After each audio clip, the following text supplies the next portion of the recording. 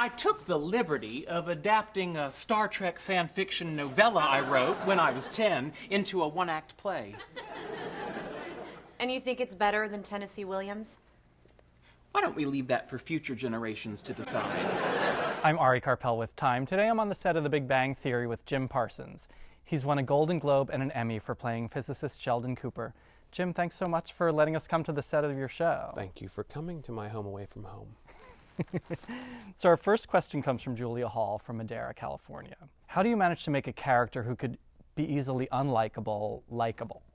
I think in the writing they're very careful to soften the edges of the harsher words coming out of his mouth. But, you know, the other thing is the way that the other characters are reacting to him. Well, Mrs. Latham said she was seriously considering donating money so we could get a cryogenic centrifugal pump. Oh, yes! Wow! And then she stuck her tongue down my throat. Why? Okay, we can't keep explaining everything. Read that book we got you. They show you how it's affecting them, and it's much more, it's just exasperation and a certain resignation that we're going to put up with it. And I think that translates to the audience like, oh, well, they're saying it's okay. It's tiresome, but it's not hurtful. We don't want to ditch him. But frankly, a lot of the times, structurally speaking for the scene, the point is to irritate, you know. I'm irritated sometimes learning the lines, so I just translate that onto the screen. And you do it well. Thank you. A reader in Berlin asks, do you worry about being typecast as a Sheldon? No, I don't worry about being typecast. It already happens to a certain degree, and so all I can do is keep working. All I can do is keep auditioning. All I can do is keep, you know, getting into rooms and talking to people. And I love playing this part, and I don't feel that, you know, I don't approach this part any differently than I would have ever approached any other part as far as trying to bring it to life, if you will, if that doesn't sound too arty sounding. I'm very frank, you know, about certain things. Like, I get asked a lot of, well, of course, science things. I'm like, are you kidding? You know, and even the pop culture of it, like, you know, I'm very forthcoming. I've never seen Star Trek. I don't know Doctor Who. A reader from Ohio asks, has your portrayal of a physicist changed how you regard science? I've always been fascinated with science, and very specifically what I mean is I was very fascinated with meteorology at an early age. I lived on the Gulf Coast, and hurricanes blew through there, and I found that very interesting. The one thing that did change and surprised me, although why should it, was what a wonderful basis for a show, as it has been, to be built around, because it's boundless.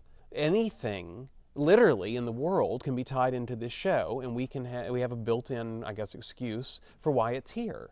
So there's a lot of colors on that palette to deal with. Well, there should be. Science is everything, you know. But I'm not watching more Nova. And Dennis Cross from Dixon, Missouri wants to know, how did you lose your Texas twang? Well, I didn't lose my Texas twang completely. I know on the show it comes out sometimes, and sometimes I'm given free rein when there's a Texas conversation going on, you know. And I can only imagine that's where they got that from, that Sheldon's from Texas. We've got to do something with this dialect. Can you turn it on and off at will? To a degree, it would take more stuff. Like, what can I try and do in Southern right now? In Southern. And like if I'm talking to my mom on the phone and everything, and that's what it is. There's sort of a drawl in it and what have you. And I don't know if this is exactly right or not. Now I'm thinking about it. It reminds me of that commercial on TV where she goes, there's a pothole and she's talking. She goes, oh, did I do that? So I turned something on, but I'm not sure it was a Texas accent. I think you were getting there.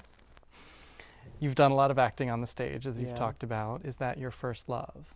Yes, and I would love nothing more, and I'm actively trying to see a way to get back the right fit, the right situation to do a New York play. That being said, part of it was just happenstance in that I wasn't doing anything in front of a camera. You know, at an early theater was the thing, my only outlet for whatever this desire was on my part. I didn't know camera work. Although when I was very little, I used to say I wanted to be a movie star again and again, and that's not what I meant. I just wanted to act, and I guess I didn't know the word actor.